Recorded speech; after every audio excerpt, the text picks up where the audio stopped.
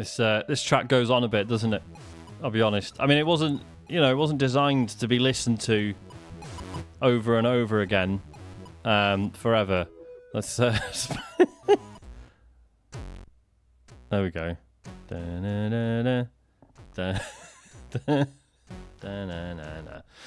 Welcome to a stream where I'm just gonna. I found a big box of issues of Commodore Format. I've got like a bunch here, and then I've got like, I don't know, it must be like another 20 or so in a box next to me. And I thought it might be fun to look through some of them. I don't remember there being like anything particularly problematic, right? Because I don't think Commodore Format was relatively safe. I think Zap was maybe relatively the bad boy of the two. But then what's interesting is, so this, hello Phil, Zap 64, readers turn to page 14 now. Basically that's the issue when Zap went out of business. So that in and of itself is a time capsule. We definitely used to read both. I say read, I was 4 or 5. I barely make sense of these at the time. Look, we've got a big old advert for The Simpsons, Bart versus the Space Mutants. Play the game, man, his famous catchphrase. Hello, fellow humans, Bartholomew J. Simpson here. That was cool, because it's like, oh my god, it's like his full name. We just call him Bart, but he's that's very important secret. Space mutants are invading Springfield. That's right, man. A bunch of slimy, horrible, totally gross and putrid monsters are taking over the bodies of the people who live it. Yes. Yeah. I don't know. It's something like a copywriter got paid a lot of money. He was like, I'm gonna write with the voice of Bart Simpson. Outrun Europa. That was class. And you can see why, because it's got more action, more power, and more excitement. Do you know what I mean? You can't argue. You cannot argue with that sort of thing. We've got Hudson Hawk, a review of Hudson Hawk. Movie wasn't exactly dynamite, so just how does this tie-in shape up? I don't remember it being a classic, to be honest. But yeah, so basically, if you go to page 14... Oh, Terror of the Deep. This was horrible. This was the one where you just like going diving in like a Victorian submarine. And occasionally you would find little fish, and that was terrifying enough. But then there was actual whole ass monsters. No thanks. Why did they... This game's called G-Lock. R360, loss of consciousness by G4. So that's what G-Lock means? Why would you call a game that? Like, would you... would you release a Call of Duty game and be like, oh, this game's called Passing Out Due to Blood Loss. But there's no cool acronym for that, as far as I know. I'm gonna shrink the telly there, because I don't think. Oh, it was an arcade that actually spun round. That makes more sense. First Samurai, good game. Oh, that's right. They used to put this early warning when it was like a preview or whatever. Which probably made more sense not long after the Cold War. But now it's just like, why would you use that sort of imagery? To just be like, oh, this game's coming out soon. There you go. Right, where's page 14? Sorry, I've still not managed to... Here we go. Crash goes Zap. See what they've done there. Last month, a tragic accident befell 5,000 copies of Commodore Format, but it wasn't as bad as what seems to have happened to our main competitor. The CFs, I've seen them use Commodore Format's Format, were in a van that crashed on the M6. and even now flap in the breeze somewhere along a deserted stretch of motorway. But Zap 64 seems to have disappeared completely. It's not on the shelves this month, that's for certain. And as we haven't heard any more paper pile-ups, we think you should assume the worst. We're going to miss them bucket loads, so join us in a moment's silence for the sad departure of that old sizzler. Never mind, folks. If you were a Zap reader, you'll be pleased to find that we've taken on board those ex-Zap diarists Steve and John Rowlands this issue. Wend your way to page 56 and carry on as if nothing happened at all. Brilliant. You want me to read the G-Lock stuff? Okay. Oh, we've got an actual G-Lock preview here. Amazing. I remember this seeming exciting as shit when I was a child, and being like, "Oh man, look, he's shouting at the guy." But they're both police. They're just different kinds of police. Don't really know what that's about. It says it's that time of year again. The centre of the city has been cordoned off in readiness for the annual police race. Take the wheel of your high-powered police car as famous areas of San Francisco flash by with exciting realism. The Golden Gate Bridge, Fisherman's Wharf, Chinatown, and many more as you head for the finishing line at Treasure Island. With 5 levels to tackle, only the top-class drivers can make it, so hit the gas pedal. The copy's just boring, isn't it? Do you know what I mean? It's lifeless. Let's read about G-Lock. If we asked a random selection of C64 gamers which coin-op they thought wouldn't or couldn't be converted to the 64, you can bet your life that Sega's G-Lock R360 would be somewhere in the list. For those groundhuggers out there who have never seen the slotty, is that what we called them back then? Slotties, slot machine, like. G-Lock is a mega air combat sim, much in the vein of Afterburner. Sega's sprite shifting routines are used to good effect for the rolling landscape, but there's also a large dose of solid 3D vector graphics thrown in for sequences where the plane zooms in and out of the screen, such as the dogfight sequence. When you've got a bogey on your tail, yuck. Nice. The point of view moves smoothly from the cockpit to a rear view of the following plane, all in 3D. Here your weapons are useless. It's up to you to take effective evasive action using your superior flying skills. That does make it sound quite good. An amazing intro sequence, nicely reproduced on the 64, details the tech specs of the plane and weaponry, the lock-on system for your homing missiles, and how to control the blighter. Much as this all sounds terribly impressive and particularly unconvertible, from our early demo, it would look like US Gold, courtesy of Images Software, are giving it a damn good bash. Imagine that in like a modern gaming publication. Like, do you know what? They've had a bloody good go. So, do you know what? Leave them alone. Oh, here we go. Snippets. Gremlin have secured the racing license of the decade in the shape of Nigel Mansell. Good old Nige will be adorning packaging the length and breadth of this sporting nation sometime in '92. Gremlin are keeping precise details under wraps, probably because they haven't got them yet, but it's pretty definite that it's going to be a racing game and probably about Formula 1 racing at that. Racing fans should also look out for Gremlin's new compilation Chart Attack Volume 1. Includes Lotus Esprit Turbo Challenge, Supercars, Ghouls and Ghosts, Impossible, and Cloud Kingdoms. And it's got... 10 things you didn't know about good old Nige. 1. His best friend and golfing partner is Greg Norman. Am I supposed to know who Greg Norman is? Anyone know who Greg Norman is? Sorry, I should probably position this so you guys can see it a bit. But I'm reading this bit down here. 2. Oh yes, he plays golf a lot. 3. He is a part-time policeman. Well, he used to be anyway. 4. During his racing life, he has broken his ribs, legs, ankles, arms and back, but not his moustache. 5. He owns a helicopter, 2 Ferraris, an F40 and a Testarossa, a £3 million house on the Isle of Man, and a home in America, a big one in California probably. 6. He's selling his house on the Isle of Man because he built a massive windbreak without planning permission and the council told him to knock it down. That is an incredible fact. 7. He's never won the World Championship, ever. 8. He's had a moustache for quite some time now.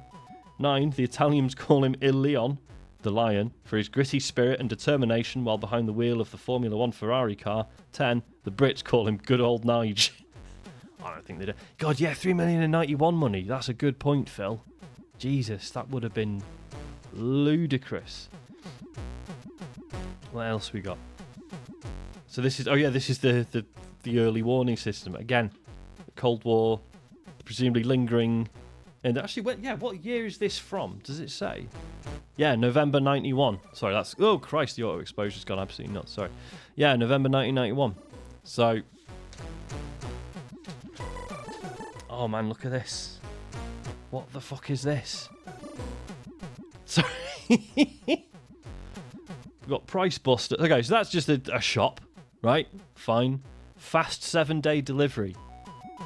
I mean, I hope some Gen Zers are watching this, or whoever's after Gen Z. I mean, let's not kid ourselves. They're not. But that is insane. Fast 7-day delivery. Oh, we've got the charts. The Dizzy collections at the top. I don't know if that's allowed. That seems like cheating. 2 charts, one for full price and one for budget. That's nuts. Like, why don't we have... Why is there an indie chart? Now? There probably should be, right? I suppose you could just make it yourself if you really wanted to. But then you'd have to define what is and isn't indie. And Lord knows we don't want to go there. But yeah, so sorry, I'm interested in this sort of nonsense. So obviously that is a shop. That's absolutely fine. £7.50 your Disney collection. It's got Dizzy, Fast Food, Fantasy World Dizzy, Treasure Island Dizzy, and Magic Land Dizzy. But yeah, this is the weird one. So wanted, use your voice to outdraw the gunfighter. Cash prizes. 0898 blah blah blah blah, dead or alive. And then Treasure Island, use your voice to locate the treasure. So they're basically just bullshit. It's gambling, isn't it? I mean, there's no other way. If you're under 18 years of age, please obtain permission of whoever pays the phone bill. Amazing. Call charges 36p per minute. Cheap. 48p per minute all other times. That's right, because we used to have like peak rate, didn't we? And then what's this? Commodore 64/128 software library. Life membership. 7-day hire. Fast service. Tape from £1. Disc from £1.50. Updates and spend. So what? That was like a... That's so strange. So I guess you had to pay like a subscription. It's basically Game Pass. It's proto Game Pass. Commodore supplies. God, C64 printer and interface, $124.99. Oh, that's a good point, Phil. Maybe what if were they all just copied tapes? They probably were, right? God, and yeah. So and again, for the younger viewers, of which there may be none. So free catalogue, you had to send an SAE or a stamped addressed envelope. So you would send them an envelope with your address on it and a stamp on it, so that they could then bung the catalogue in and post it back to you. God, the past was rubbish. What else we got? So this is all just bits of Commodore 64 kit. Not interesting. Commodore 64 repair. Only $24.95, including parts and labour if repairable. Send machine only with fault description. Imagine that. Just parceling up your computer and being like, yeah, I saw this in a magazine. Just going to send it off to the address in Derby. Well, what could possibly go wrong? Absolutely fine. Nothing wrong with that. Oh my god, here we go. What have we got here? Exile demo solution. So was Exile on this one? No, it must have been on a previous issue. Yeah, but at least you know who Microsoft were, Phil. These are just some absolute shysters out of a magazine. It could be anyone. It could just be some guy's house. I mean, it probably was.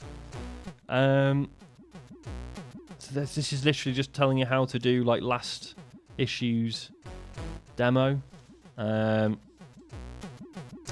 is this? Oh, I see. Sorry, right. So this is people writing in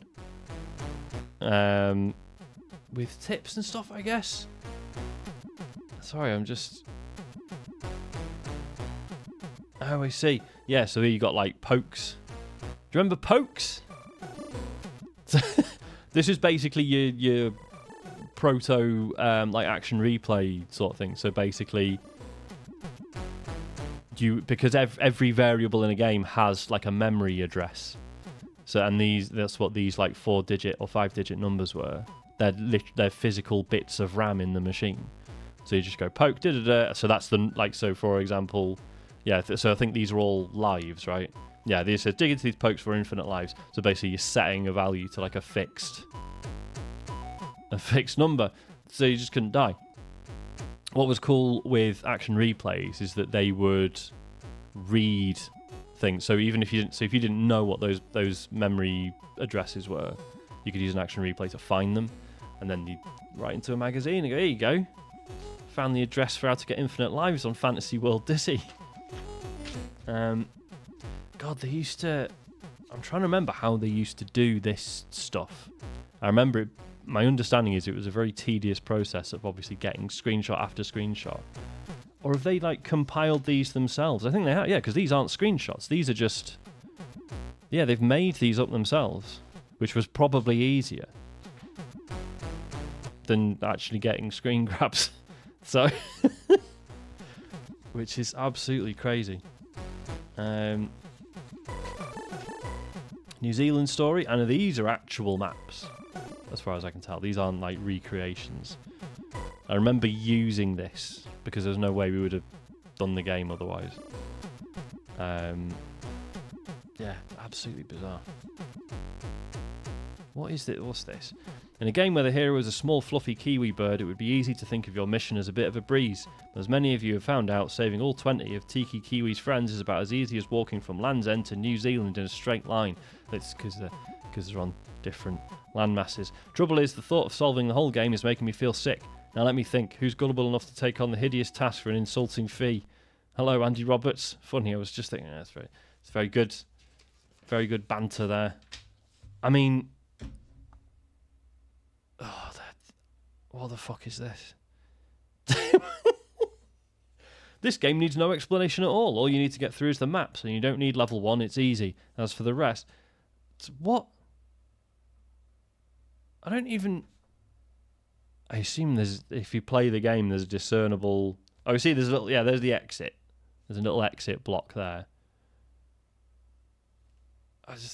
Fine. All right. Turtles the coin op. See, this isn't a bad system. You've got the downers and the uppers. Just like, look, here's the bad shit, here's the good shit. It's fine. None of your graphics and... Which magazine was it that used to do that? There definitely was a magazine, a Commodore magazine, where there was like loads of... There was like graphics and sound and longevity and stuff like that. Can't remember which one it was. Anyway, the action is non-stop and frantic beyond belief. Look, they've even... This Turtles a coin op, and they've even... Like, what? What's Lean mean has just had 7 shades of green kicked out of it by someone called Bart. Dunno, that's probably because you've forgotten the Teenage Mutant Hero Turtles comic book idols of yesteryear. Except Imageworks are about to remind you courtesy of their... What? That's so strange. Why are they talking about the Turtles as if it's an old... I mean, I know they were around before I was a child, but they were definitely huge when I was this age. So why are they like, oh yeah, do you remember these guys from the past? That's so strange. Alright, whatever. On the positives, title tracker, the Commodore Force crew gyrating for hours. Amazing.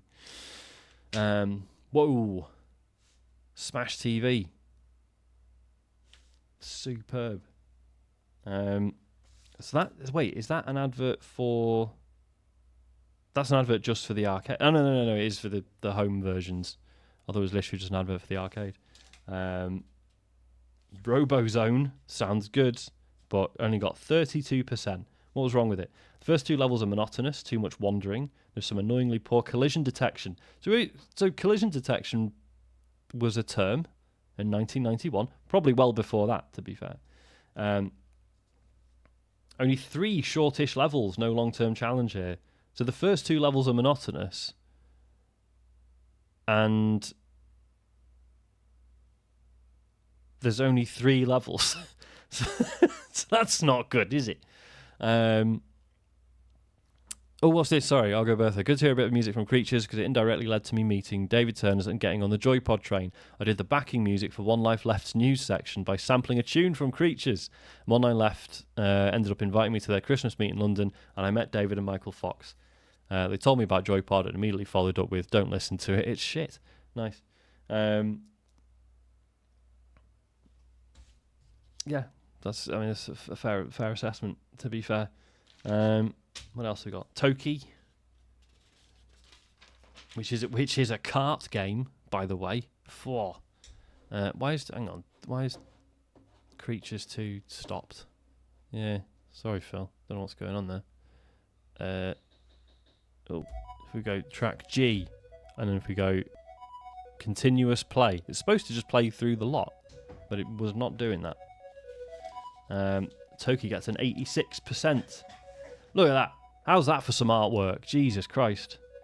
Are we to believe that this guy here is behind this spacecraft? That doesn't seem... It doesn't seem feasible. There's a paperclip in there. That is a real 1991 paperclip.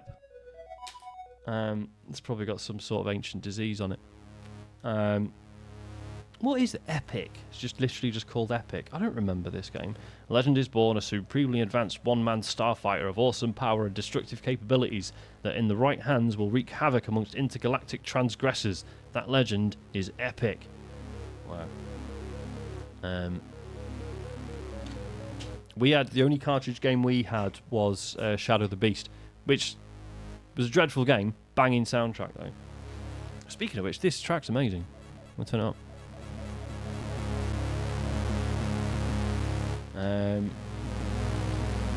Moonfall, don't remember that. Doesn't look very good. Hang on. Oh, hey! Sorry, Loop is booting off because the shopping's being delivered. Sorry, Capcom stuff. What were Capcom doing in 1991? Strider 2 and Strider 1. Ghouls and Ghosts, obviously. LED Storm. Nice. Last Duel. Dynasty Wars. Nothing to do with Dynasty Warriors, sadly. Forgotten Worlds and UN Squadron. Damn. Thunderjaws. I mean, how can that fail to be good? That amazing cover for Altered Beast. Love that. Oh, this music's picked up a bit, hasn't it? Blimey. Horror Beyond Belief, The Mighty Brain. I always remember being a kid and getting to that page and just being like, no, don't want to. I don't know, for some reason, I just hated it. I think probably because it just freaked me out seeing a brain like that just floating around and getting shot at by tanks. Oh, what have we got here? What have we got here? Only Pulls and Horses. Sensible programs at sensible prices. Every program written by a mathematician who has spent many years in the betting industry. He knows how the professionals operate. He knows how to help you win. Oh, so is this a football box form written by a former pools expert for Littlewoods? The program has forecast over 50% more draws than would be expected by chance. Homes, aways and draws shown in order of merit and true odds given for every match. Merit tables show at a glance the teams currently in form and those having a lean spell. Australian pools program included in the price. Bloody hell. Naughty win £100 on the CD Naughty Trivia quiz. Oh, and a Rock Trivia quiz as well. And a football trivia quiz. What a strange way to just format that. Use your wits to beat the computer. Quickfire. Win a Pocket Colour TV. The fastest and most exciting trivia game on your phone. I mean, I know things are bad in terms of, people trying to get money out of you every time you look at any information whatsoever. But it was never good, was it? Oh, you're looking at this at the power cartridge for your Commodore. What was that? So much for so little. Total backup. So was this the thing that would back up your tapes? Hang on. Powerful basic toolkit, additional helpful commands that considerably simplifies programming and debugging. The toolkit commands can be used in your programs. So can you imagine just like looking at a website now and it's just like, hey, here's game dev tools. bizarre, man. So the Mighty Brain was basically the letters page, wasn't it? I can't imagine this is going to be interesting to look through, to be honest. Whoa, Software City. Look at that. Jesus. Hang on, isn't this basically, didn't we already see an advert for pretty much exactly this? Do you need a hand, love? We've got the shopping has arrived that was meant to be here when?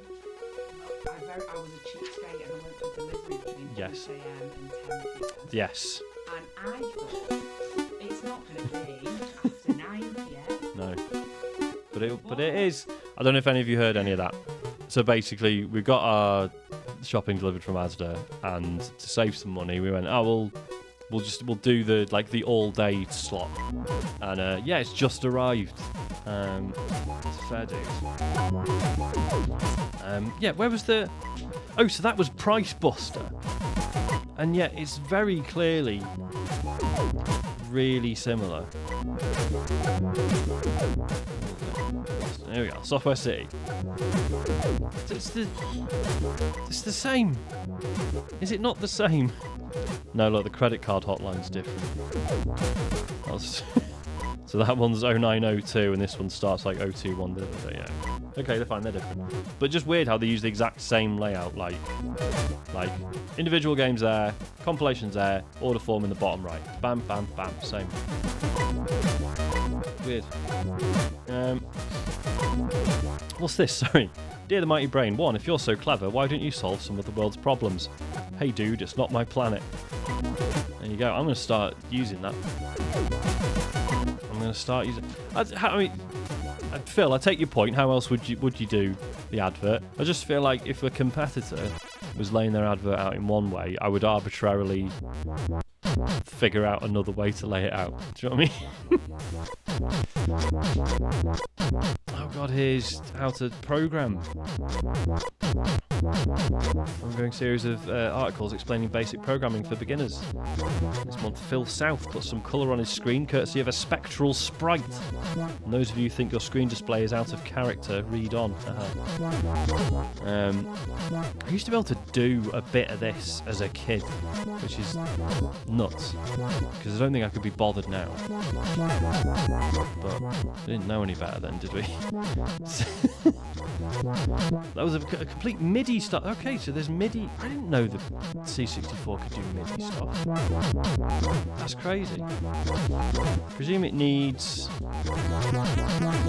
Yeah, so I presume this is like a piece of hardware on top of software to actually, so it's got a MIDI output on it. That makes sense.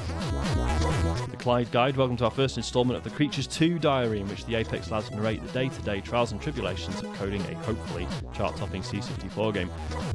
Why isn't this a thing anymore? Probably because there's too much money involved, right? Too embarrassing, too many nerds diving on you for something they saw in an issue 12 months ago, and then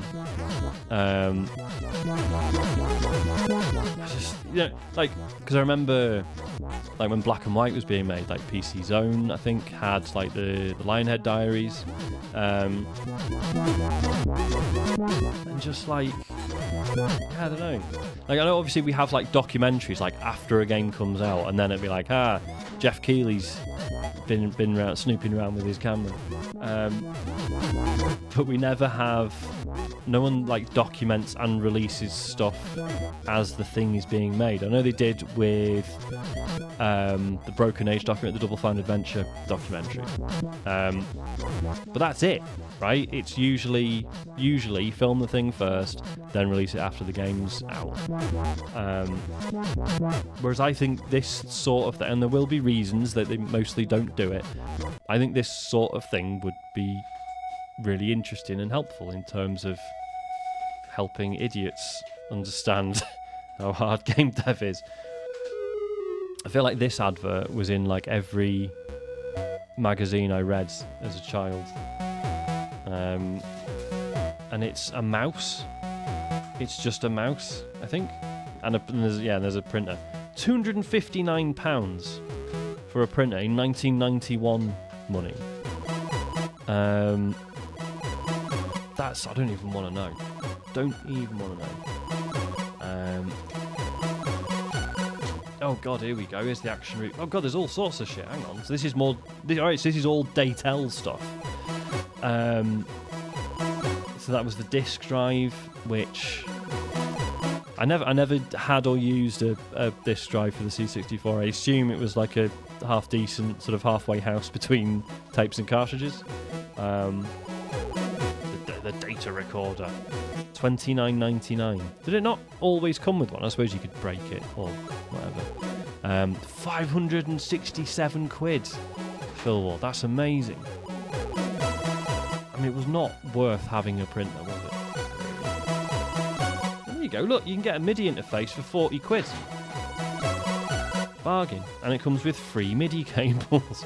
And then, yeah, obviously the action replay. So we were already on Mark 4 of the... Sorry, Christ. Mark 6, even, of the action replay. By 1991. We'll load a 200-block program in under 6 seconds.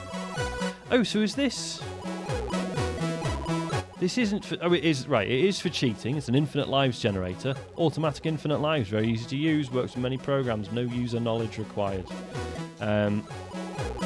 Right, so this... You could record your tapes to it. Load 202-block program in under 6 seconds. World's fastest disk serial loader. Onboard RAM and ROM achieves high loading speeds. Thank God for that. It's got a freezer facility. Now you can make your old slow-loading programs load faster. Simply freeze the action and save to tape or disk to reload at super fast speeds. No more waiting for programs to load. I don't really believe that would have worked, to be honest. I don't think... it would, because it's just dumping the save state like any emulator would now. So yeah, maybe it does. So hang on, this feature will add turbo reload to the programs you save to tape. No user knowledge required.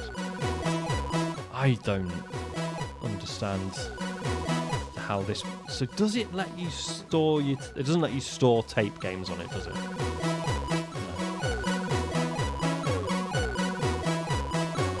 Commodore Disk User, which was its own... Was that its own publication at that point? Says, I'm stunned, amazed, and totally impressed. This is easily the best value for money cartridge. The Cartridge King. Back issues, that was a thing. Oh, nice. Sorry, my wife's waving raspberry pavlova ice cream at me. Caramelised biscuit cheesecake. Well, you just have to stay awake until I finish this stream then, won't you? I won't eat it. It's fine.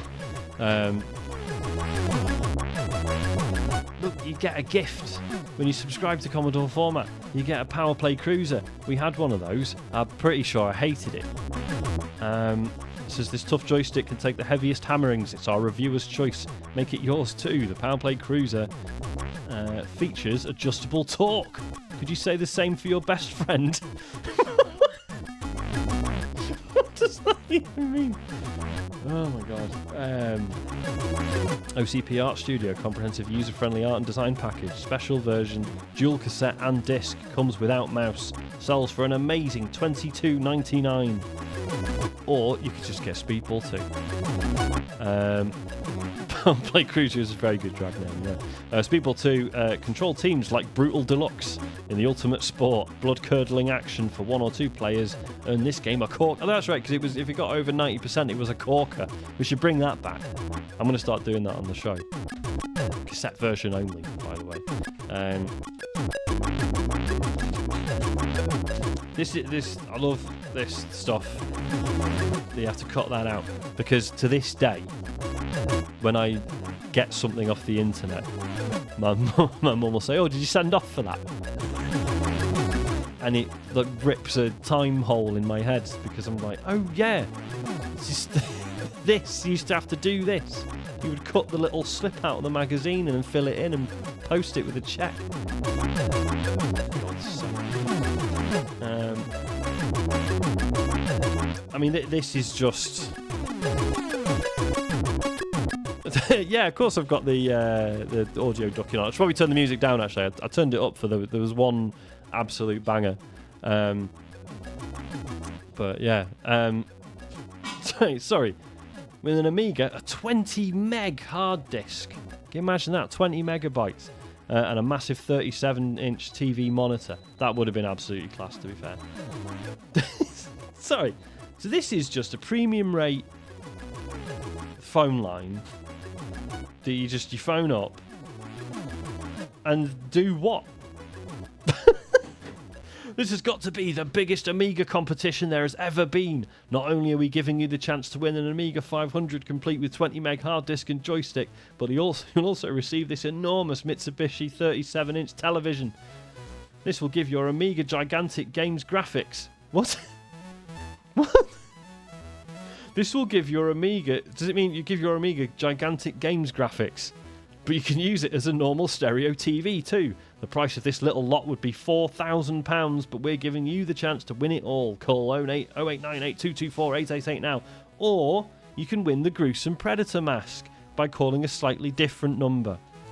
I wonder if the odds on the Predator mask were slightly better than the £4,000's worth of computer and TV kit. Ah, gosh. There's a Turtles competition. Get a load of Turtles gear without shelling out. See what they've done there. I'm not even going to read that. This has just been one issue, and we've been going for nearly 45 minutes. Discover the Amiga. So this is an Amiga event at Earl's Court, heart of London. Calls it there. Is it pretty sure it's a block of flats now? Is that right? I know that was the plan. It was getting shut down. They were going to make it into accommodation. Discover the Amiga at its best. Amiga Format presents the greatest computer show this year. Earl's Court 2, November. No, never went to anything like this. Probably would have. I don't know. Would I have loved to? We basically, we never travelled south ever, unless it was into Wales, and then that sort of counted. So London might as well have been an entirely different country. Whereas now, if there was a thing that Isaac really wanted to go to, pretty sure we'd take him. Wouldn't be that bad. Round the Bend, that was a good TV show. Dive into the sewer with the world's maddest game. It'll drive you potty, tee-hee. Do you see what they've done there? I'll tell you what is lovely, though, is seeing things like this, and it's just it's in Durham. Why wouldn't it be in Durham? Whereas now it's that just seems absolutely bizarre. There's the Hulk. Remember him? Before he disgraced himself. Well, there we go. Terminator 2 Judgment Day. It's nothing personal. Why have they written that as if that was a line from the films or something? Oh yeah, do you remember that bit where Arnie says, it's nothing personal? You are the T-800 in the action-packed gameplay of Terminator 2, this year's hit movie, as it explodes onto your computer screen. Spectacular graphics and fierce animation throw you headlong into the furious storyline of the box office smash and a game you will never forget. Oh, God. It's sort of incredible, like the press quotes. Variety is definitely the winning ingredient with Terminator 2. Ocean's tie-in game will be their biggest yet and could be their best. It's nothing, is it? It doesn't say anything. You'll keep coming back like Terminator himself.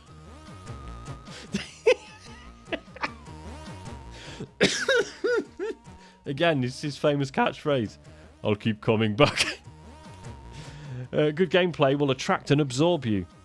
Get hold of this, as it's as mean as Arnie. An accurate conversion that will appeal to the fans of the film or the muscle-bound. That is an accurate conversion of the film Terminator 2. Or does it mean conversion from... Oh, God. It might just mean from, other formats, right? What have we got? Street Fighter 2. Look at that official artwork. Guile looks absolutely gutted. I mean, Chun-Li's just been absolutely done there. That's not very kind at all, is it? This is incredible. For the game's stuntman Seymour being a rubbish character who was clearly just like a less popular Dizzy, they've just used a picture of... That's pretty sure that's Evel Knievel, right? And for Croc... what's the full name of that game? Well, clearly they've used the... What's the name from Round the Bend? Did they just get away with this shit? Lethal weapon. It's mean, fast, and lethal. Thank goodness. I was worried it wasn't going to be lethal then. Twin Tiger, I remember enjoying that. A lot. Probably not actually good. But, you know. Doc Croc's Outrageous Adventure. It's the Croc from Round the Bend. So that's alright. But why did they use Evel Knievel for Stuntman Seymour? Don't think that would have been allowed. Published by Codemasters. Now part of Electronic Arts. But, you know, amazing that they've lived as long as they did. Flimbo's Quest. Good shit. I mean, probably not good now, but the music is absolutely sick. Here we go, look. A who's who of exceptionally violent people. Guile. An ex-Special Forces trooper, Guile fought in Nam. Oh, that's a shame. In fact, he started the war. He started the war when General Vega mispronounced his name as Girl. During the war, he was captured and spent some time as Vega's guest in the Hanoi Hilton. Is that... owing to a dispute over the bill, these two are now sworn enemies. Ryu, the son of Kanga. Ryu is a Shotokan stylist. He spent many years as Ken's teacher. No, he didn't. And has a long-standing rivalry with Sagat. True. Sporting a red headband, his special move is the Dragon Punch. Unfortunately, there are no dragons to punch in Street Fighter 2. Ken, easily distinguished by his red pyjamas. He uses much the same techniques as his teacher, Ryu. Incorrect. Dragon Punch, Hurricane Kick and Fireball, but not at the same time, as that would be rude. He's tipped to be the new Street Fighter 2 champ. Blanca, an electrical storm downed the baby Blanca's plane over a Brazilian rainforest. This apparently explains why he's green, extremely vicious, and electrocutes folk by touching them. He's dat hard. A fact alluded to by his family motto, felt nout. Vega. Absolutely everybody, even people he's never met, hate him. Recent sociological studies reveal that this is because he murdered virtually everybody's parents, brothers, sisters, pet goldfish, etc. He's not a nice person. In fact, he brings home by spearing folk with his flaming torpedo move. So this is in the days when Bison was Vega, right? So this is before he got renamed to Bison because Bison, yeah.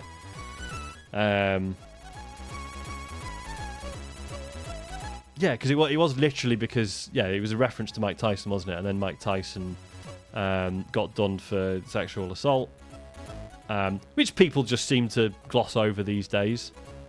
Like, oh yeah, he's in the Hangover. He's funny, isn't he? Ha ha ha. Yeah, the convicted sex offender, Mike Tyson, very good. Sagat.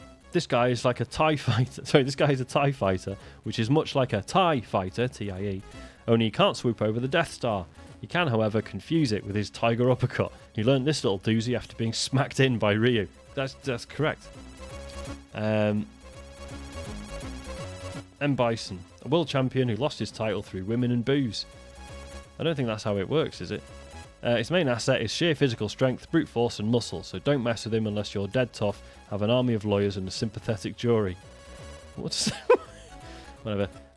Dalsim. Salvador, to his chums... Is he?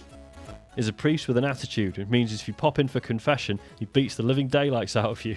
His amazing yoga abilities give him the power to breathe fire, climb inside matchboxes and touch the end of his nose with his tongue. Chun-Li. Chun-Li is avenging her dad's death, for which she blames Vega. This is odd because he was run down by a bus 3 years before Vega was born. Lee can sure fight, especially with her wind and cyclone kicks. Sorry, that's really tickled me. Zangief, anyone who wrestles bears for fun has to be a meal short of a picnic. This explains why he's covered in scars and is as hard as nails. Zangief is a fully paid up member of the Vega Made Me Cry Once club. Balrog, Contrary to popular belief, Balrog is not the demon who killed Gandalf in the Two Towers, but a bullfighter. He also bears a stunning resemblance to Friday the 13th's Jason, but who wouldn't in an ice hockey mask? E. Honda, Everard to his mates. And Mr. Honda to his local branch of weight. Well, no, that's a fat joke. That's a fat joke. That's unfortunate. This sumo dude is the heavyweight he looks, but he's also surprisingly nimble. For a fat guy. Imagine. Come on, guys. I mean, to be fair, that's the most problematic thing we've found so far. It could have been a lot worse, right? What's this? They've got it taped. The coders of Street ST2, so you see that's meant to be SF2, are computer heads just like us, which means that they've had as many multi-load nightmares as the next man. Or woman, Lisa. Oh, God. So the structure of the C64 Street Fighter 2 will be specially honed for tape users. Each sequence of battles and the characters you meet next have been carefully chosen to ensure that there's as little loading and rewinding as possible. There will even be a choice of the full tournament and one-off battles to further speed up the bashing. At least dataset users are getting the respect they deserve. Jesus. Crystal Kingdom Dizzy. Here we are. 10 things Dizzy likes. 1. Favourite clothing, shell suits. 2. Favourite poet, P.B. Shelley. 3. Favourite MP, Tim Egger. 4. Favourite record, The Beatles' White Album. 5. Favourite comedian, Ari Enfield. Wait, what? Ari Henfield. Henfield, guys. Henfield. Sorry. 6. Favourite Shakespeare play, Omelette, Prince of Denmark. 7. Favourite Indian meal, Egwina curry. That doesn't even... Favourite car, Ford Escort Coupe Hatchback. Sorry, coupe spelt with 2 O's. So it's a Ford Escort Coupe Hatchback. You have a hatch on a coupe. Favourite singers, Sam Cooke and Ella Fitzgerald. Sam and Ella, get it? 10 favourite band, Metallica. do you know what? Some of this is funny. Some of this is funny. I'm definitely not gonna... Sorry, who's Graham Souness? And why is he the name of international soccer? This was by Zeppelin, and it was $3.99 on cassette. Oh God. Is it Soons? Souness.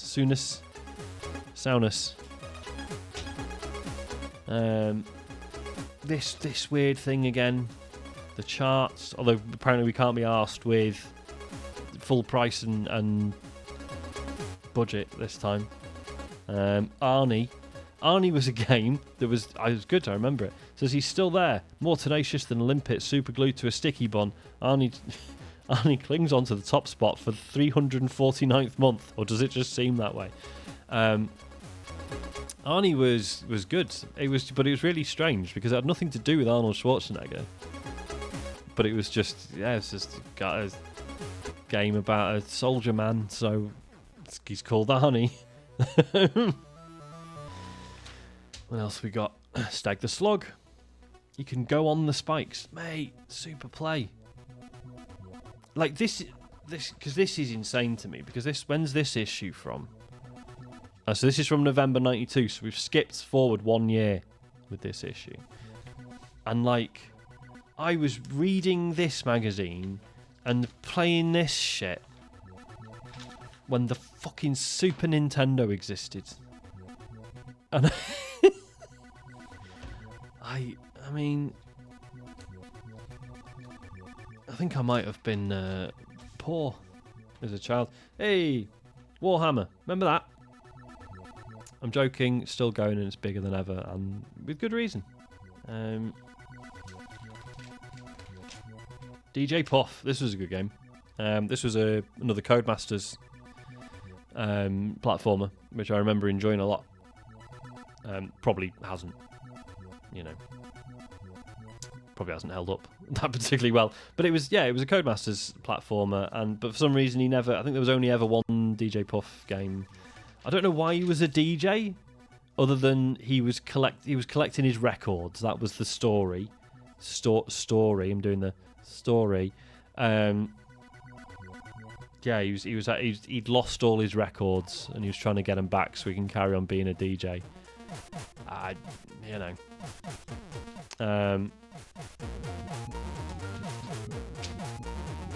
The power to crack your pack.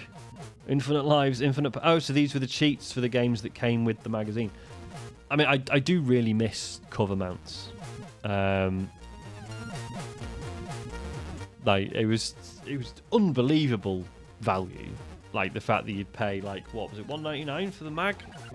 Sorry, £2.50. And you would get a magazine and also a bunch of games with it. Like, you know, a lot of demos and stuff, but whatever. Like, who cared? It was just good stuff. I'm not even gonna... Oh, so this was the guide. So basically, if you wanted the cheat codes for a certain game, it would just be like, oh, you want codes for Fantasy World Dizzy, do you? Well, you just need to buy issue 14 or 23 then. Off you pop. Get on the back orders page and sort that out. Hey! If you can't get very far on this rather excellent arcade conversion, type in the following listing, save it, then run it for infinite lives, keys and weapons. Just to be fair, back then was the only way I'd have ever seen past the first boss. So, you know, fair dues.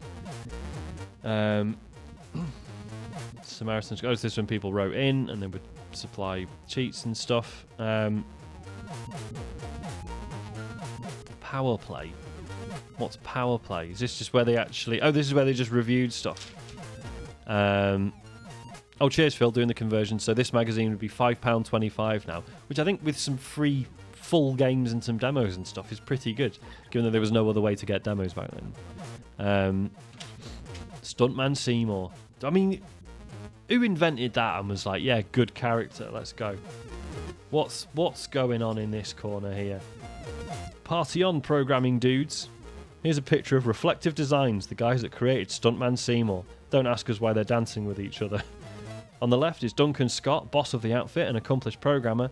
On the right is Gerard Gourley, maestro of in-game music and fan of Tangerine Dream. We just thought you'd like to see what they really look like. Sort of quite normal, really. Except for the dancing.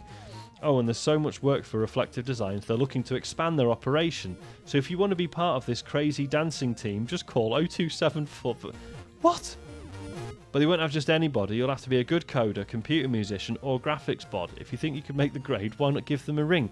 So they're just recruiting for the developer in the as a box out in the review. That's nuts. Why was that a thing? What? And like, are they literally school children? It looks like they are. Oh, here we go. We're on the Mayhem in Monsterland music now. And the intro theme that was definitely nothing like the Tiny Toons intro music.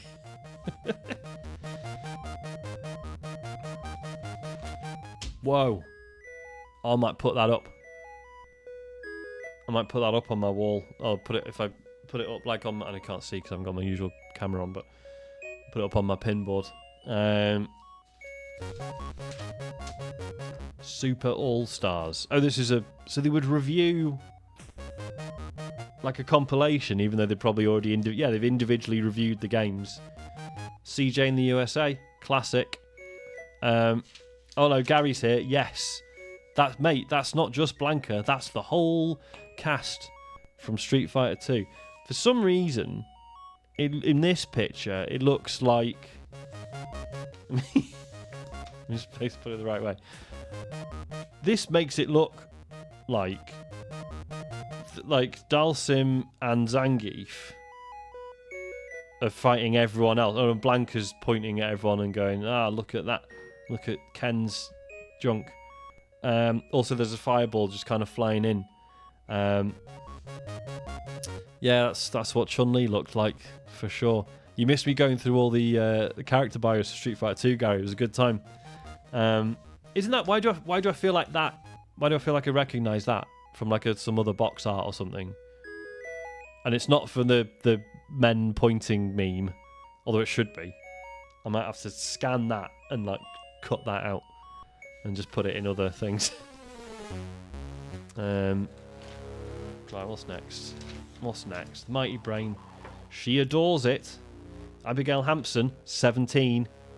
From Camden, reads Sega Power, Britain's best-selling Sega magazine. She owns a Mega Drive and her favourite games include Sonic, she's now on level 5, Mickey Mouse, and James Pond 2 Robocod. What? It's Abigail's outfit by Benetton. What the... what on earth? I mean, those leggings are sick, to be fair. Those would now be really cool again. They're extremely 90s, but, like, yeah. You get away with that now. Sega Power, just on the cover there, just says the bitch is back. Don't think you'd get away with that now. You'd get away with the leggings, not putting the word bitch on the front of a computer game magazine. This is strange. What is this?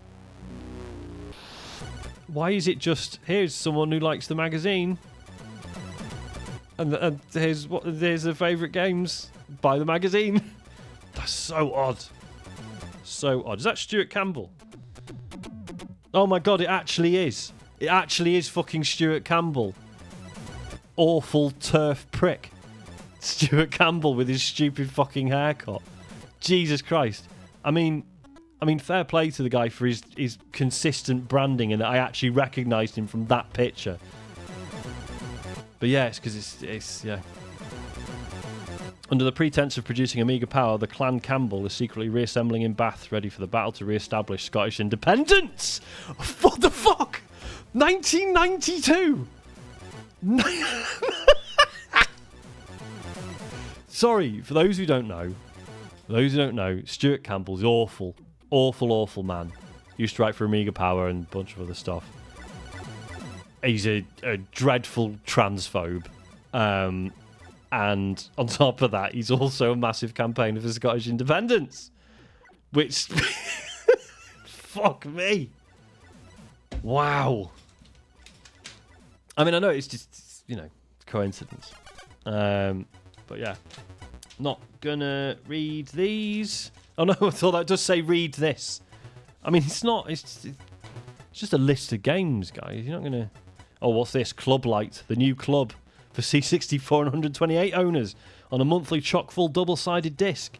Yes, I want to join Club Light. I enclose £2.20 single / £23.40 yearly. Please make payable to Datasphere Publications, who are based in Norwich. Look, we've still got this bullshit. This, and then there's Termination. Win a Mega Drive. Okay, will do. Scarlet Witch. Before the films. Imagine that. Hello, Deadbeat Punk. No glued shut pages yet. I haven't found the Elvira issue. But it's only a matter of time. It's in here somewhere. Roger Frames buys budget games. Hey, there's a bit of creatures. Lovely.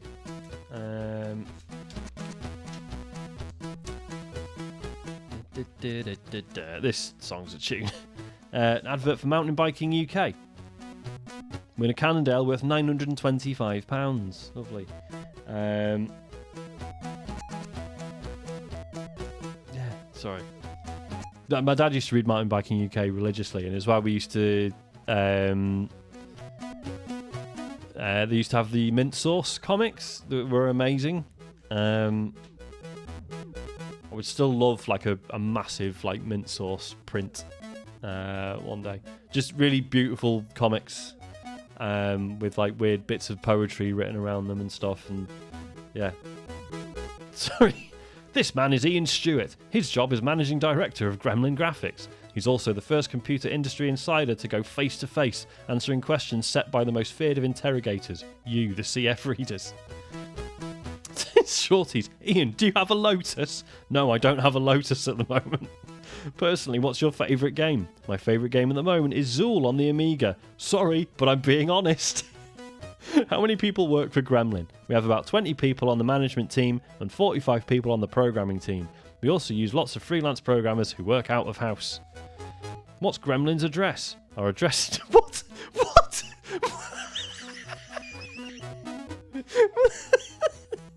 Gremlin's address is Gremlin Graphics, Carver House, 2-4 Carver Street, Sheffield, S1 4FS. Sweet. Let me open a web browser. Let's open Google Maps and let's see. I won't share it just yet because you never know what will show up. Let me see if it's there. S1 4FS, Carver Street. Yep. Oh, it's in Sheffield City Centre. So let's street view this shit.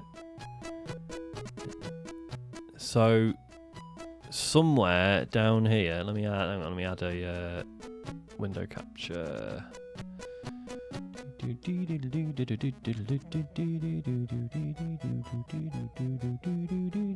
Sorry, literally just listening to the music now. God, I've forgotten how OBS works. What am I doing? Window capture. Let's get rid of the bookmarks bar.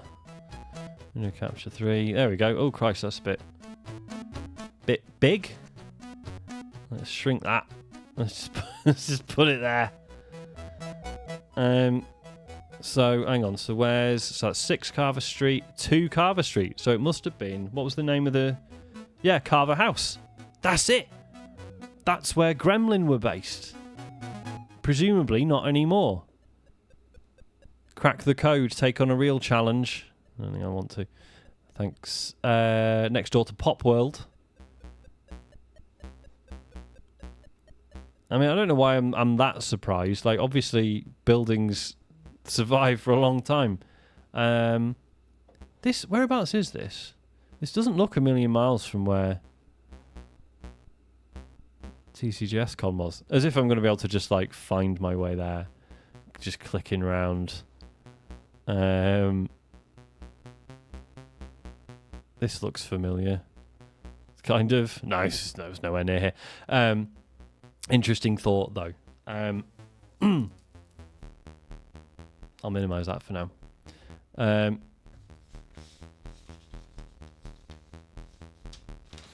What else we got? Mail order and subscriptions. Fun School 4, as mentioned on a recent... was it on the Patreon show, or was it on the actual show? I can't remember. Oh, you want to see the Doctor Who thing? Sorry, yeah, that was a while back. Yeah, here we are. It says, hey, Daleks, Cybermen, we can help you rub out the Doctor. What? We can help you rub out the Doctor or his jumper and that daft umbrella at least. What does he mean, rub it? What? Okay. So, I need input. Dear Inside Info, enter your name is not a question, is it? So why do I have to put up with a question mark all the time when using the input command? Could you tell me a reliable way of getting rid of the question mark, please? What?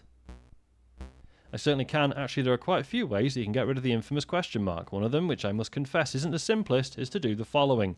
There's some code. By doing your input that way, you'll just get a flashing cursor. Make sure you put a semicolon after the print statement in line 10. The advantage of using this method is that... So it's literally because someone wanted to remove the question mark. What? That is tenuous. That is very tenuous. Oh god, I've skipped a bunch of stuff. Probably doesn't matter. An advert for another Sega magazine. If you subscribe this year, you get a much better joystick. The cheater bug was awesome. Or at least it seemed it at the time. Probably shite now. Creature 2, good game. James Bond 2 Robocod, shit game. So Gnosis UK, you met Sylvester McCoy in a curry house in Newcastle about 20 years ago. Lovely man. Who's starting a play in the city. Nice. Gary, what? What are you... What? Yes, I know you're here. What's wrong? What have I done? How have I upset you? Is it because I said James Pond was shit? It fucking was, Gary. Don't start. It's not good. Oh, here we go. So this is when they were doing the diaries about making Mayhem in Monsterland, the soundtrack of which we are listening to right now. There's the Apex brothers. We now had a character which was cute yet intelligent, fast yet precise, powerful yet nimble, sexy yet... anyway, he looked good. Christ. What's going on here? The Future Entertainment Show! Look at that. Look at all that shit going on. Could they not have found pictures of Bart, and especially Sonic, like, appearing to move rather than standing still? Because that sort of ruins the effect. It'll blow your mind. Okay, here's the deal. The Future Entertainment Show is the biggest computer games event ever seen in the UK. We've got all the leading names showing off big time. Commodore, Nintendo, Sega, Philips, Acclaim, Ocean, Electronic Arts, Psygnosis. Here's the thing. I've been saying Psygnosis my entire life. Is it Cynosis? Cynosis, isn't it? It's not Psygnosis. Cynosis. Domark. Fucking I remember them. Gremlin, Microprose, and scores of others. Oh, and there's a video wall the size of a house, and competitions and huge arcades and serious bargains and TV film crews. But hey, let's not worry about detail. All you have to do is be there. Then we'll blow your mind. Hell of a deal. Why does it say that? Are we all going with Psygnosis in the chat? All right. Maybe it is Psygnosis then. We should. I would ask them, but they've been disbanded for a long time. Man, why did... Again, we never went to stuff like this when I was a kid. And it's $5.95 for adults, or $3.95 for under 14s, or £7 and £5 on the day. It's easier to travel by train. If you live in the network's southeast area, travel by train and avoid traffic jams and parking problems. Jump huge queues and save on admission. Adults $5.95, under 14s $3.95. When you buy the all-in-one day travel card admission ticket from any staff network southeast station. Imagine that. Imagine like fucking. I can't even think of a relevant modern like EGX was like, hey guys, if you're traveling by maybe travel by train. Here's some good offers we've got for you if you're traveling by train. Whereas now it's like, get on the train line and pay 300 quid, you cunt. There's no other choice. Hey, this is almost certainly how I ended up joining FI5H, the James Pond Club. Because I was a stupid child. Everybody knows that James Pond is one seriously cool secret agent, despite the silly way he dances, but now you can be like him in a variety of ways. FI5H is more than just a fan club, it's a fully fledged secret agent society. When you join, you get a massive file packed with information and documents, including a neat identity card, loads of stickers, secret codes, secret missions, a James Pond board game, a special decoding ruler, and tons of mission details, secret messages, and a whole pile of top security for your eyes only paperwork, which under the Official Secrets Act we're not allowed to print here. Fucking hell.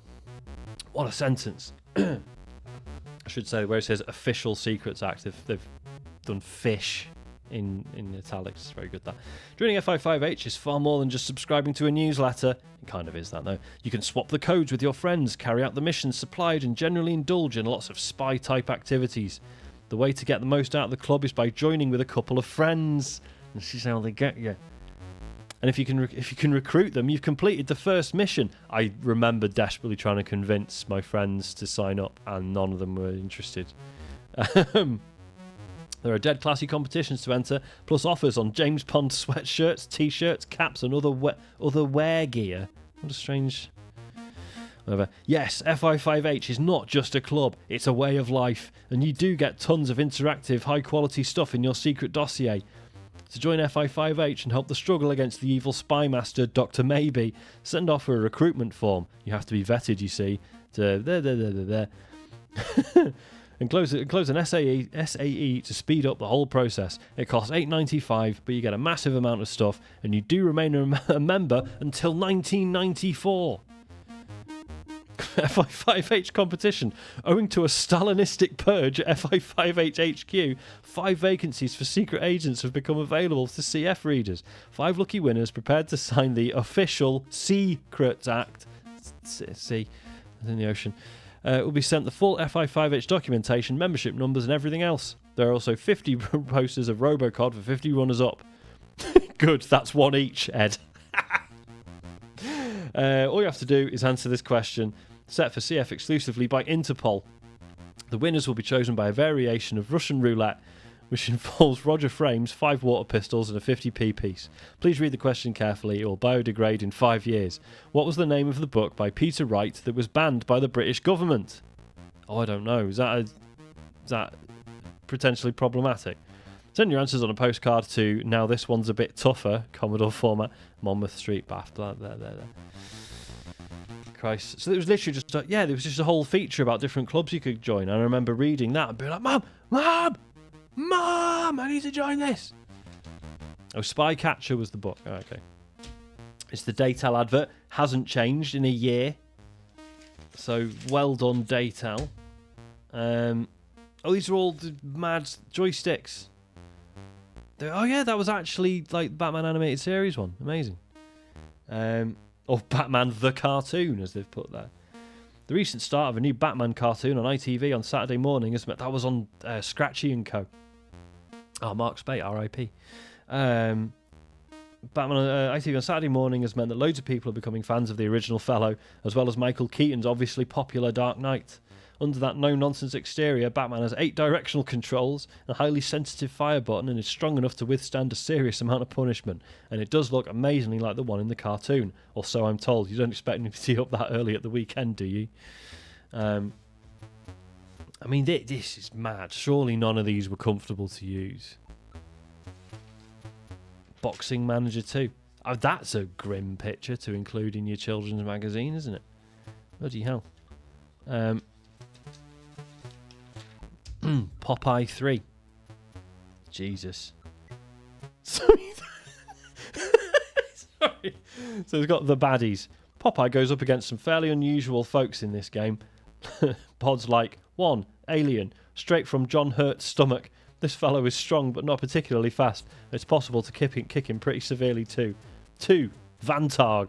A sort of cross between a duck and a small dinosaur. This chap uses his low centre of gravity as a sort of club with which to beat Popeye senseless. 3. Plasmatic Shadow Man. It's a bit tough to see this guy, mainly due to his invisibility. He's immensely fast as well as being dead strong and hard not to crack. In other words, can Popeye cope? Probably not. It was like a wrestling game, wasn't it? It wasn't even. At least, it would be a platformer, surely. Does everyone know the fun fact about Mario? Why Mario was invented? Donkey Kong was originally going to be a Popeye game because for some reason Popeye was huge in Japan at the time, and so they failed to secure the license, and then they had to come up with something else. And I just love the idea of like people at Nintendo being like, we're ruined, we've lost the Popeye license, what are we gonna do? And then inventing Mario. Incredible. Boring stuff, boring adverts, colour adverts though. Look, you can get an Amiga 600 for only £299. Cool World. So I didn't mean to point on that bit particularly, I was just gesturing in general. This was an awakening when I was 7 years old. Probably don't need to comment on that any further. This was the map of the Future Entertainment Show. There's the Domark section. EA had their own bit, only a little bit bigger than Psygnosis. Amazing. I wonder if there's any like pictures or footage of that. Probably not, right? I was going through this the other day, remembering the Trocadero or Funland in London, the arcade there. I never went to Sega World because again, didn't go to London. ever until I went to live there for university. So I was too late for Sega Land. But yeah, you know when you sort of when there's a place that you haven't been and you sort of think, well, I'll go on YouTube and there'll be like decent footage. Someone will have walked around with an expensive camera and done footage of it. No, they won't, because it was 2001 and we didn't all have phones and we didn't all have like half decent cameras that fit in our pockets. So there's a few, but they're not very. It's not good footage. So yeah, just a proper you can never go home again moment. There was what was really sad was there was like a BBC report. I don't know if it was like News Round or something about Sega World, and and it ends with the guy basically saying like, oh, 10 years ago this was just a dream, but now it's a reality. And the top comment was just someone saying, oh yeah, now it's just a dream again. I was like, oh god, I'm dying. I'm old. Right, we've got what we got. So that's April 93. I'm wondering, like, can we do like a big time skip? Like, how far into the future? That's June 93. So they've had a redesign between March 93 and June. Some like genuinely quite good Batman artwork. I wonder who drew that. Do you think it'll say on the inside cover? It should do, right? Oh no, not there. Not there. Oh, where was is there not usually... I thought there was usually a bit where it'd be like, here's all the people who made this issue. Or was that at the back? Public apology? Oh, right. We would like to apologise to mail order customers who have ordered off other firms that have been disappointed. Price Buster will restore your faith. Jesus Christ. Maybe it was at the back. There we go. Trenton Webb was the editor. Ollie Alderton, Dave Gold, Claire Hodgson, Lisa Callett.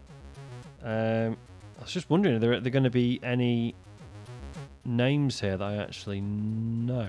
Andy Roberts, didn't he go on... Did he work on Total? Was he... I feel like I remember the name.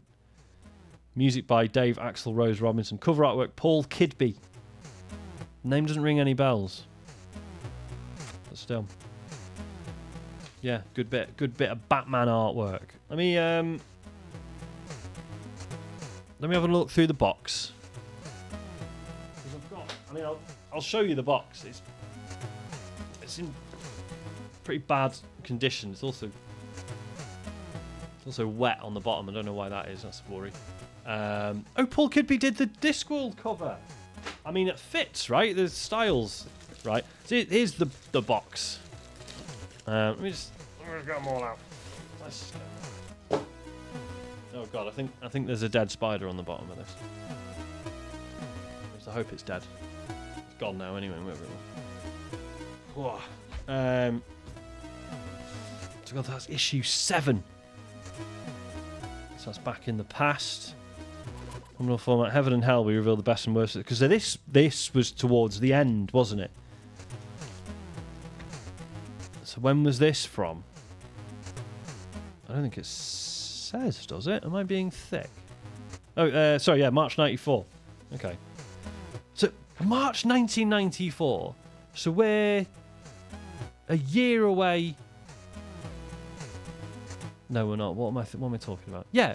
When did the PlayStation come out? When did the PS1 come out? PlayStation UK release date. Yeah, 29th of September 95. So I'm still reading this and we're a year away from the PlayStation, man. God damn. Hey, they've reviewed RoboCod. I wonder what they gave it. So hang on a minute. RoboCod reviewed. But we were already seeing... Was the C64 just really late getting a version of RoboCod then? Because there was RoboCod stuff like a year ago in the magazine, like 2 years ago in the magazine. I'm just confused. Let's have a look. Game reviews. Well, that doesn't help at all. Let's go to Deliverance, not that one. Mayhem in Monsterland. It's a corker. I might have to do a stream one day where I play a bit of that because I remember it. I remember thinking it was the shit. Yeah, probably not. Touch of Class. Grog's Revenge. That was a horrible game. Used to stress me out. Spy vs Spy trilogy. Nice. So hang on. What's EDOS? Oh, this was the. It was like a machine, wasn't it? And you'd basically just tell it what game you wanted, and then it would record the tape and then spit it out. And it was cheaper, but obviously it took a little while. Yeah, that's crazy. So I never actually... Sorry, I'm drinking some tea. I never actually saw one of these. Yeah. Yeah, it says, welcome to the start of a new series. Here we'll be reviewing all the games to be found on the EDOS system. You'll find these machines in your local John Menzies or other similar stores. For details of your nearest shop, phone. So I remember thinking they were going to appear in WH Smith, but they never did near us. But then, like I say, we never went to like cities or anything, right? This is great content. I'm writing about Mayhem in Monsterland. I can't seem to get it to load. Can you help? The most obvious solution is to send it back to Digital Graffiti, the Apex boys, and ask for a replacement. Great stuff. Great stuff. I mean, you wouldn't put that in the magazine, would you? Right, what's going on here? James Pond 2 Robocod. It's a lovely little game with lots of nice bits, but if I ever get my hands on the programmer, I'll kill him. 85%. So why is this... Right, I'm going to have to... I feel like I'm going mad. Because there was stuff from ages ago about James Pond 2. So why... James Pond 2, codename Robocod. Wikipedia. Yeah, it's a 1991 platform video game. So then... Right, released 1991. Was the Amiga, Atari, ST, and the Genesis. Well, Mega Drive. 1992, it came out on the Game Boy. So why are we reviewing it in March 1994? I'm so confused. Oh, there's a little insect running around on the magazines. You can't see it, it's just out of shot. It's probably going to kill me now. I'm so confused.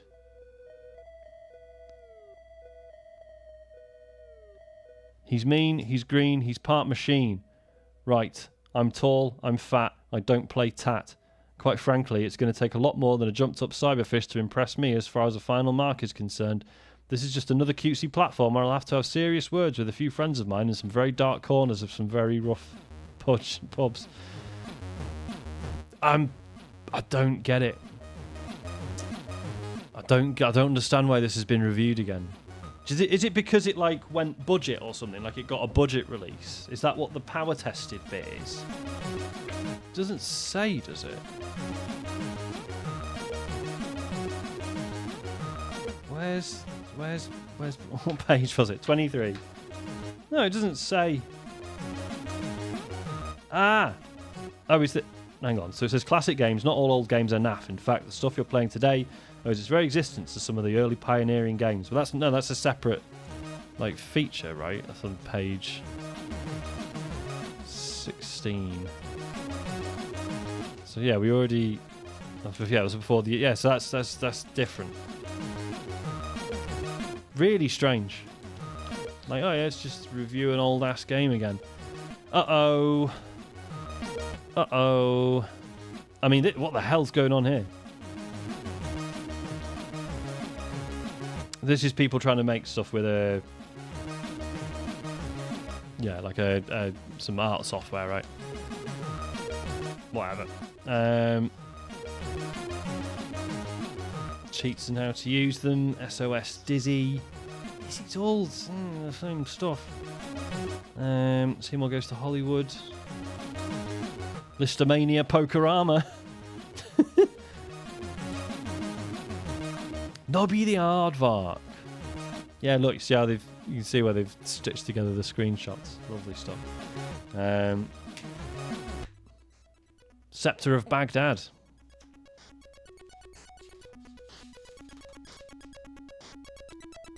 This is just a cover of Blue Monday, isn't it? I remember my dad pointing this out.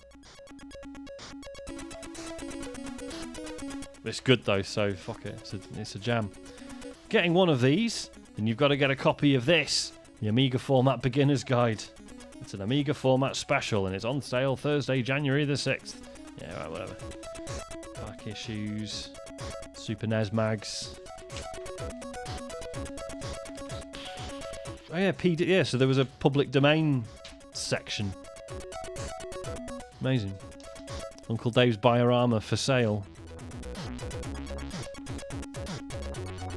What? Psalm 64, the Games Player's Bible.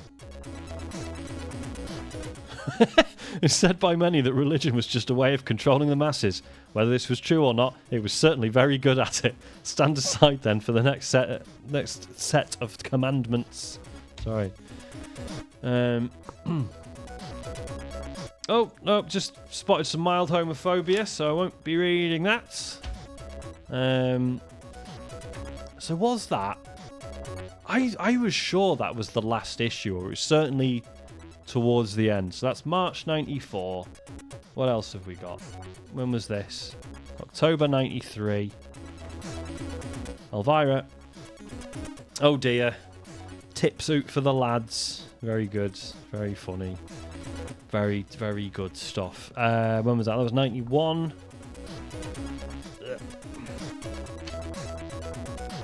June 94. Okay. February 94. I'll have to put these in. So this, yeah, this was another awakening for young Sean. Let's just move on.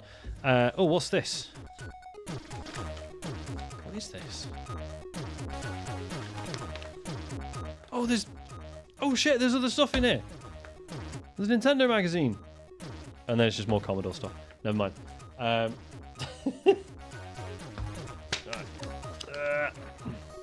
Data Quest. What the fuck is this? I don't remember this.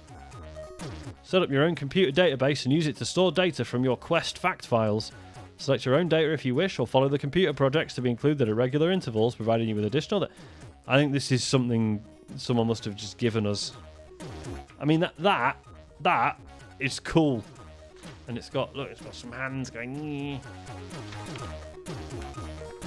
Look, that's me. That's what I look like now, doing this stream. What's he saying? Something of a big. Okay.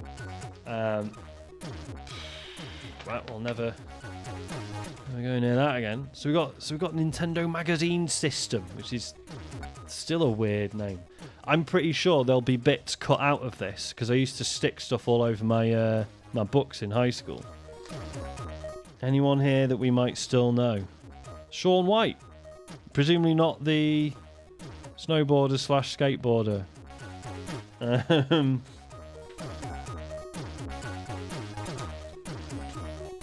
Dork, an American expression for people who toss gum on the street. Gum, enjoy it, wrap it, bin it. Yeah. Wazzock, a New Zealand expression for people who toss gum on the street. I'm getting it. Durba, an English expression for people who toss gum on the street. Okay, guys, I get it now. I get it. This is visually very busy, isn't it?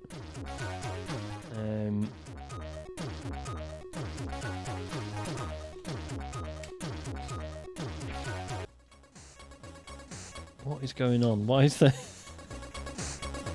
Friend, barrels marked with a picture of, say, Ellie, as shown here, contain, a little unsurprisingly, a trapped Kong companion Free them from their wooden prison. Their abilities will be... What is going on?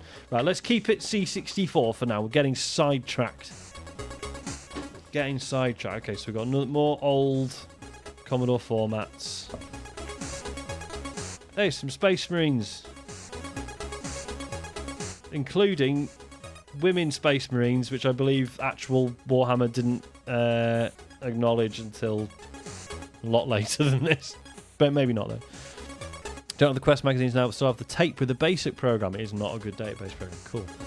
Good to know. So this is just more Commodore Format. And then this is the complete guide to this Commodore 64. Everything 64 for only £2.95. So this was just like a weird sort of one-off. Oh, there you go. Monty Python, remember that? Rick Dangerous, who can go fuck himself. Wow. I remember looking at these as a kid, being absolutely freaked out because I was a kid. This guy in particular.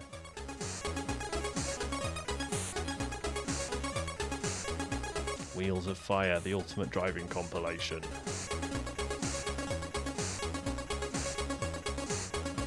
Oh wow. Who's this? Welcome. A foreword by Stephen Franklin, Managing Director of CBM UK. That's the kind of guy you want running your games publication. I'm pleased to be able to welcome you to the complete guide to the C64, especially at a time then Commodore, especially when Commodore continues to dominate the UK market as leaders in leisure computers. Key factors for our continued success include our commitment to producing high-quality products as well as developing close relationships with the major software publishers. This Christmas, we have 3 new products. The first 2 are good news for the 64 enthusiast, the C64 Games System and the C64 Games Bundle. The game system retails at £99.99 and comes with a games controller and an exciting 4-game cartridge. We have commitment from major software houses to release up to 100 new cartridges before Christmas, with backing from names like Domark, Ocean, Mindscape and Mirrorsoft. The games bundle contains 2 different themes. This is the one we got. This is the bundle we got.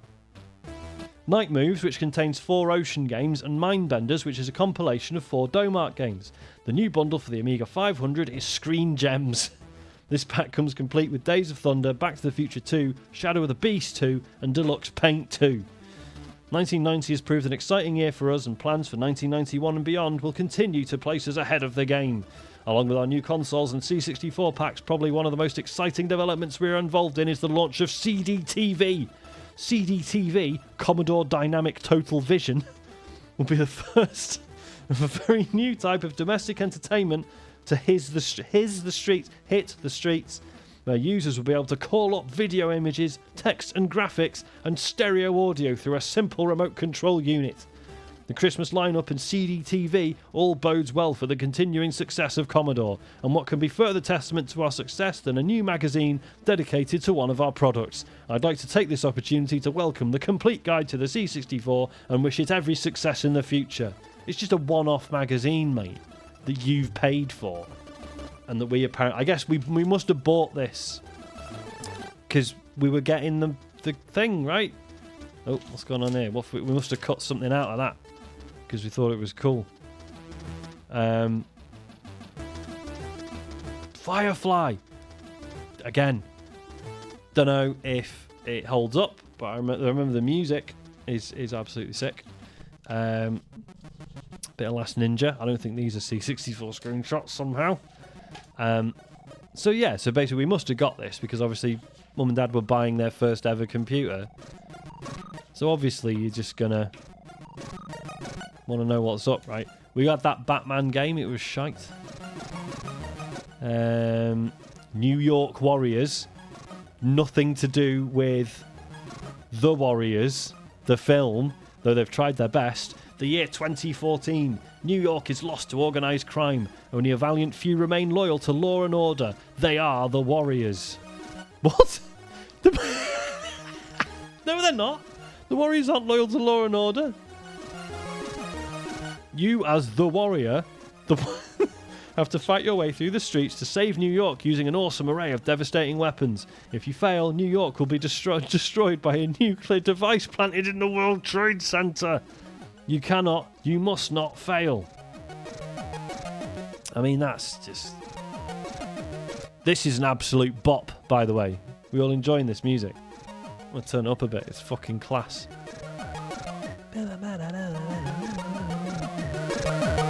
Rick Dangerous tips. Fuck off. There'll be moments where you'll wish you hadn't taken off. What does that mean? I'm primed for action as my F-16 leaves the runway. This time my mission is to destroy a battalion of tanks. Suddenly, threat warning. Interceptors closing fast. I quickly select dogfight mode and arm a Sidewinder. We both fire at the same time. Chaff and a high G turn outmaneuvers his missile. A loud explosion tells me he's not so lucky. Flying fast and low, I turn my F-16 towards my target. Time to switch on the ground radar and arm the laser-guided Mavericks. I fire 6 missiles in quick succession. Lantern automatically lock... There must be a radar, a lock-on system or something. Lantern automatically locking onto each tank. With flak bursting around me, I dive for cover and head for home. Approaching base, I contact the tower and request a talk down for my night landing. My beef with Rick Dangerous is fucking sucks. That's my beef with it.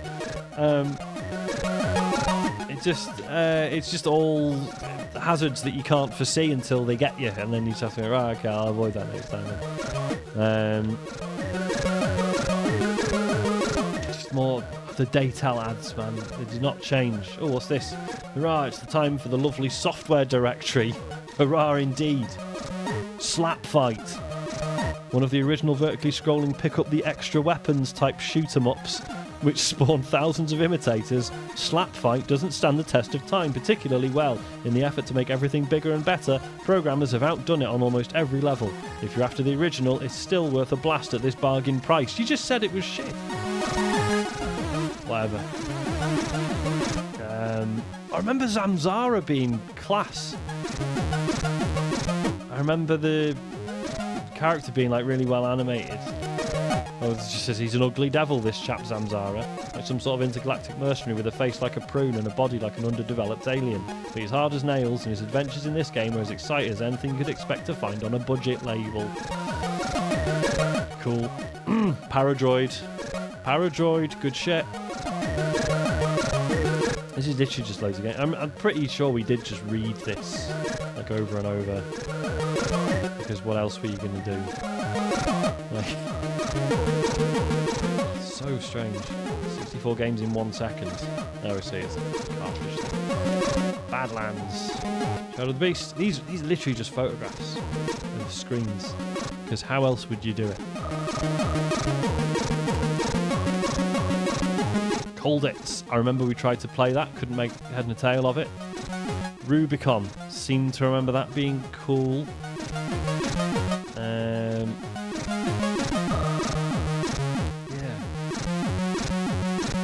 Oh, look! Look! We must have done these. Either me or my brother did the join the dots as children, and then we worked out this puzzle where we got it wrong once. Guess you have to figure out which guy's got the C64. There we go. Look, we've got Commodore in the word search there, but we've missed absolutely loads of other words like Impossible Mission, Arcade, Games, Slap Fight. Oh, they've done that bullshit thing where it's just the alphabet and then it's just interrupted by... That is cheating, mate. That is rubbish. I mean, I can't find any others, to be fair, so maybe I should stop taking the piss. Oh, so in order to write disc, we've then written dicks. That's amazing. That doesn't work at all. You're not going to get the word tape doing that. Oh, here we go. We've spotted the differences there. Good stuff. Oh my god! This mentions Gary Penn. This is Games Mad Gary. Spot the difference. Poor Gary Penn. He just finished drawing a skill picture of one of his favourite games when his cat Tiddle spilt milk all over it, erasing some vital elements. There's a screenshot on the left and Gary's picture on the right. Clearly they didn't chat with whoever was actually laying this out. Gary's picture on the right, help him spot the differences before he goes back. So did Gary Penn write some of this? I didn't see any... Who's who? Editor Jim Douglas. Yeah, Gary Penn and Julian Rignall as well. Holy shit. Damn. I wonder what Gary Penn's up to now. If that name doesn't ring any bells, Gary Penn went on to found or run or to be very important in DMA Design, who made Grand Theft Auto. And he then formed Denki Software, who did Denki Blocks, which is a good game, and also the excellent Go Go Beckham Adventure on Soccer Island. Pretty sure that was them. Yeah, always seemed like a good guy. I sat next to him once at something at the Edinburgh Games Festival and was too scared to say anything. He was wearing a cool bright pink Hawaiian shirt. Right, I think that's me because it's 10 to 11. But yeah, I've had a really nice time doing this. I don't know what I'm going to do with these magazines because I'm a bit disturbed by the insects crawling around inside them. So maybe, I don't know. I mean, if you're watching this and you could give these a good home and you'd actually want them, like, please do get in touch because... But it's shy. It's all very well and good saying keep them, but I do not have a lot of room in this house anymore due to, the old rampant consumerism and that. So, yeah, if anyone's got room for them and would actually like these, you'd be more than welcome. Give us a shout. But yeah, no, this has been fun. It's weird because obviously there's so much stuff we didn't look at, but then you'd be here for literally days going through the whole thing, and yeah, it's nice that we found some genuinely funny bits, and yeah, enjoyed it a lot. Thank you very much for tuning in. Oh, Phil says Gary Penn did a book last year. I will seek that out. Because that'll almost certainly be worth a look. Yeah, cool. Take care of yourselves. I'm going to go. James is on tomorrow, I believe, doing more Dark Souls 3, which should be a laugh. And then it'll be the show again on Monday. But yeah, I'm really glad everyone seems to have enjoyed this, and appreciate you hanging out. James will stream tomorrow, of course he will. He's a man of his words, he's committed. But yeah, enjoy your weekend, take care. Love you all very much. Ta-ra.